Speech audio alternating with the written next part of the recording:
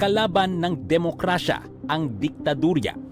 Kaya noong 1986, ang mga mamamayang Pilipinong walang kalayaan, galit sa pagmamalabi sa kapangyarihan ng diktador na Pangulong Marcos, nagkaroon ng pag-aaklas.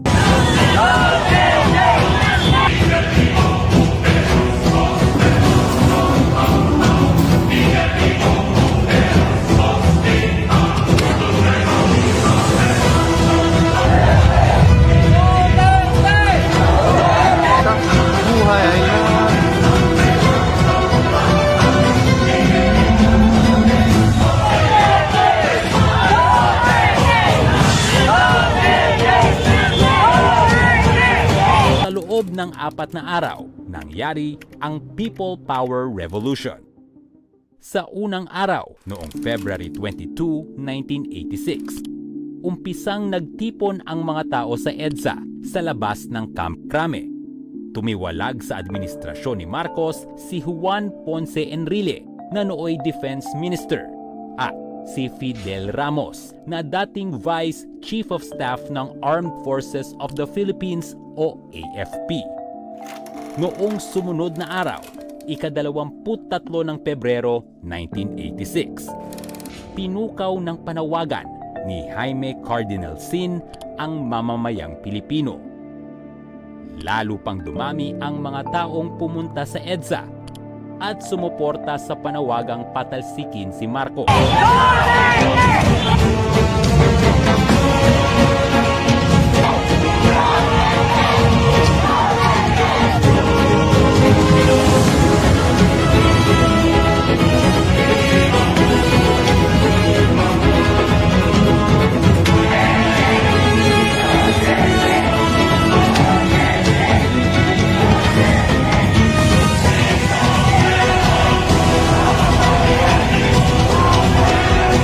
Doon na din dumating ang mga militar, sakay ng mga tangkeng pandigma.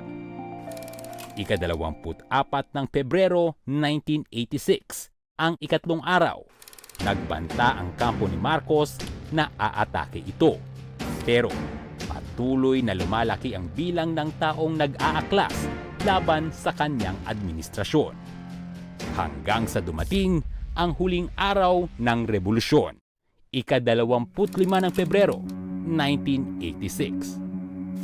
The people increased in number and then there was no turning back anymore. And what became crucial was that the military started crumbling. One after the other, units started defecting towards the RAM because as the people's numbers increased, the impossibility of Marcos doing anything also increased. Soldiers came out with white flags and their armalights. I thought this was a turning point because the soldiers said to us they were going to join the people. They were not going to fire. Ano nga ba ang nangyari sa huling araw ng EDSA People Power? Ang huling kabanata ng diktaduryang Marcos. Dahil sa lakas ng puwersa ng mga mamamayang Pilipinong sumusuporta sa revolusyon.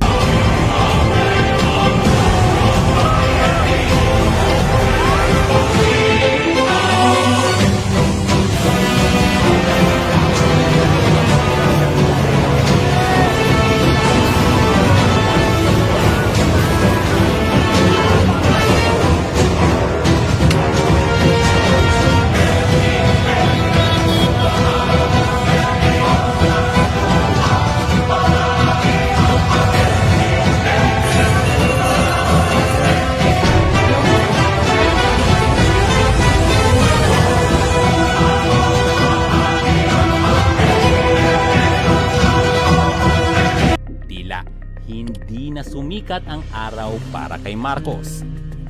Madaling araw pa lang, naudlot na ang planong pag-atake ng mga militar sa Camp Crame.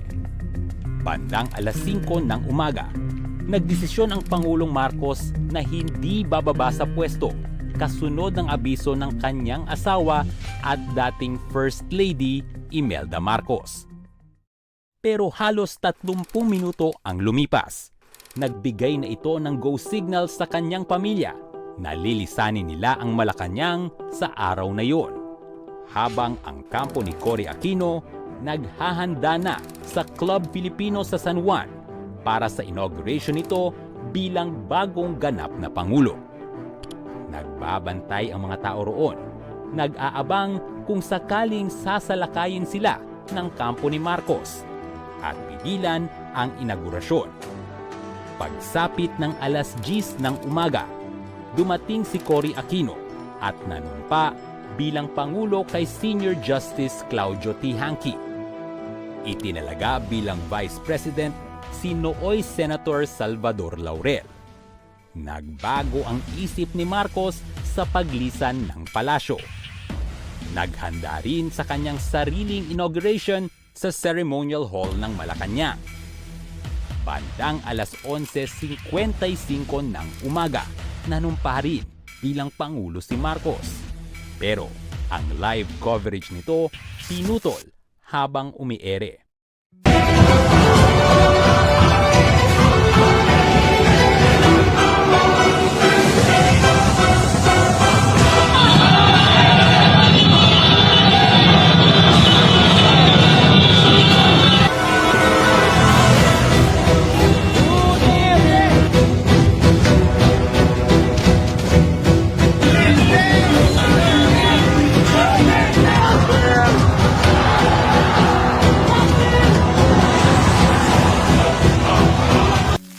Marcos took his oath in Malacanang at around 12 noon, but then it was interrupted.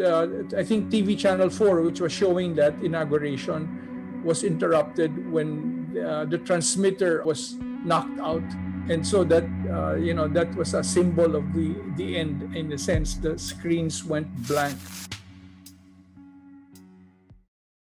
Na lamang sabay-sabay na pinaputukan ang mga transmitter ng mga channel ng gobyerno. Bilang tugon, gumamit ng movie cameras para kunan ang panunumpa nito sa pagkapangulo kay Chief Justice Ramon Aquino.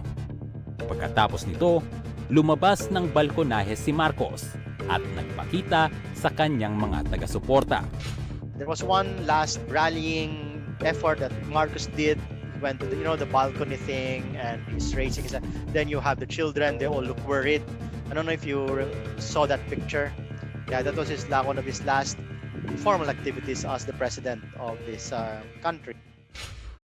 Nagniningas ang alitan sa parehong panig. Pero patuloy na nanaig ang demokrasya at ang people power.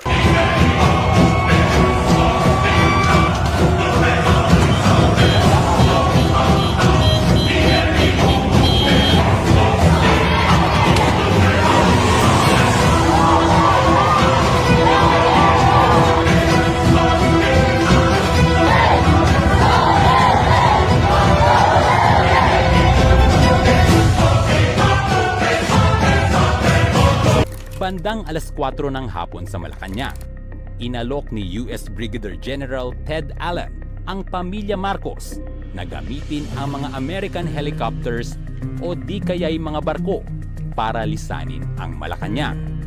Pero si Marcos sinabing mas pipiliin niyang mamatay sa palasyo.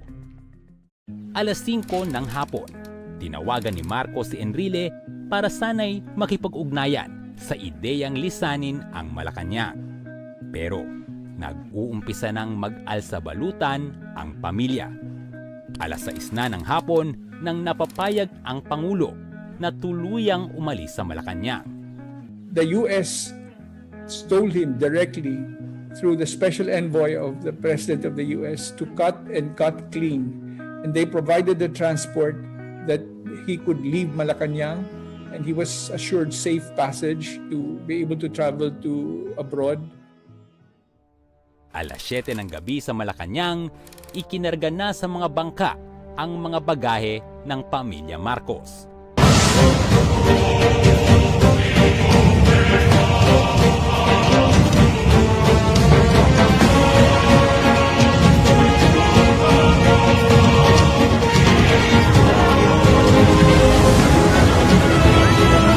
At inihanda na ang Pangarap Golf Course kung saan susunduin ng mga helicopter ang pamilya Marcos.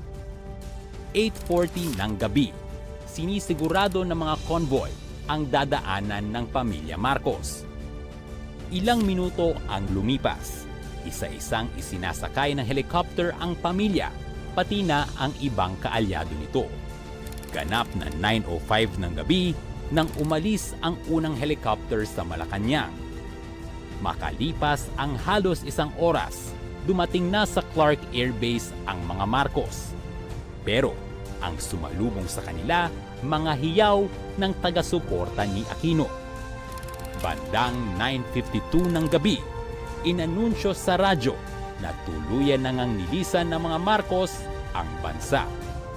Pagkatapos nito, pinasok ng mga Pilipino ang Malacanang kung saan tumambad ang mga naiwang gamit ng mga Marcos.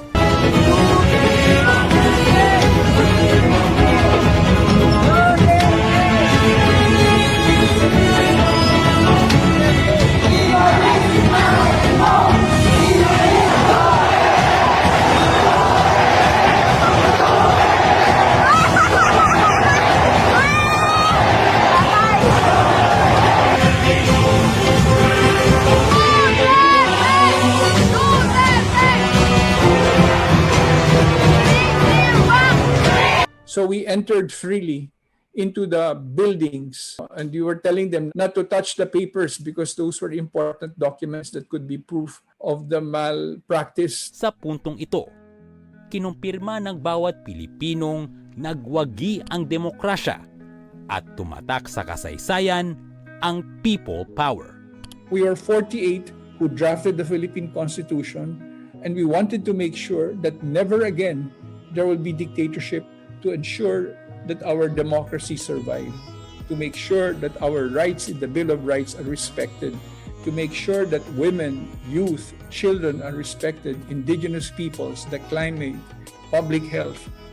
And so, this is a beautiful country, but it can only be safeguarded by young people like yourself.